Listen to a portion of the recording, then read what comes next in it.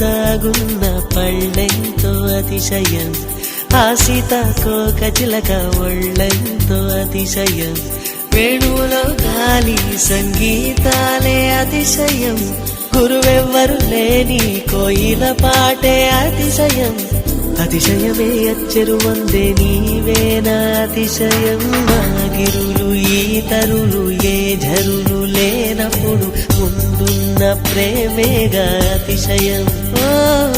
16 ప్రయాణ పరువల్లో అందరికీ పుట్టేటి ప్రేమేగా అతిశయం.